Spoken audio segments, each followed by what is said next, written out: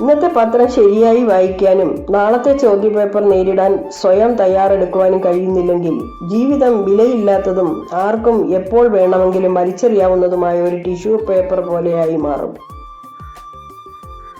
ഈ വാക്കുകൾ കേട്ടപ്പോൾ നിങ്ങൾക്ക് എന്തു തോന്നി?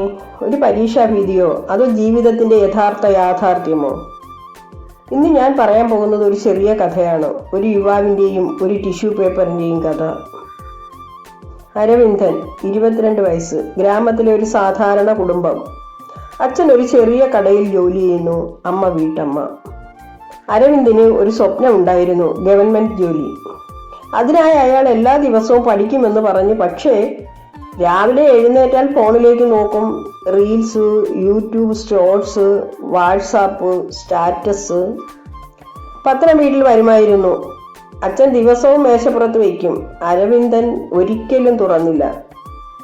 പത്രത്തിൽ എന്തുണ്ട്? പഴയ വാർത്തകൾ മാത്രം. ഞാൻ സിലബസ് പഠിച്ചാൽ മതി എന്നായിരുന്നു അയാളുടെ മറുപടി.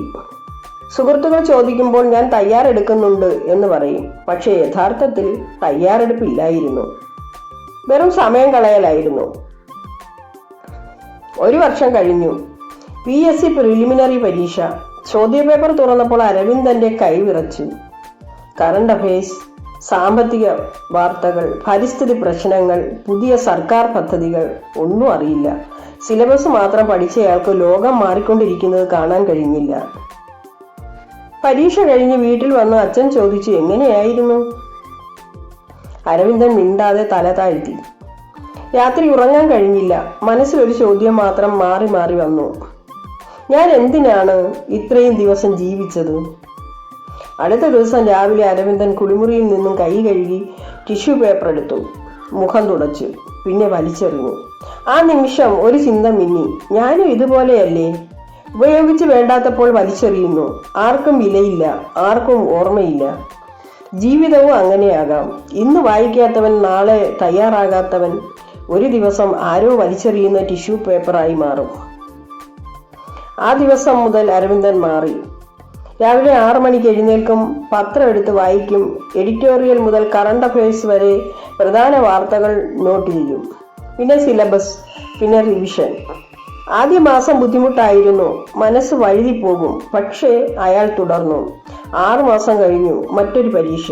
ഈ തവണ ചോദ്യപേപ്പർ കണ്ടപ്പോൾ ഒരു ചിരി വന്നു. ഞാൻ ഇത് കണ്ടിട്ടുണ്ട് പത്രത്തിൽ. അയാൾ പാസ്സായി. അച്ഛന്റെ കണ്ണിൽ നിന്നും കണ്ണുനീർ വീണു. അമ്മയുടെ മുഖത്ത് ആദ്യമായ ഒരു യഥാർത്ഥ സന്തോഷം. സുഹൃത്തുക്കളെ, ജീവിതം ഒരു പരീക്ഷയാണ്. ചോദ്യപേപ്പർ നാളെ വരും, ചിലപ്പോൾ അടുത്ത മാസം, ചിലപ്പോൾ അടുത്ത വർഷം. പക്ഷേ ഇന്നത്തെ പത്രം നാളത്തെ ചോദ്യത്തിന്റെ ഒരു ഭാഗമാണ്. വായിക്കാത്തവൻ, തയ്യാറെടുക്കാത്തവൻ ഒടുവിൽ ഒരു ടിഷ്യൂ പേപ്പറായി മാറും.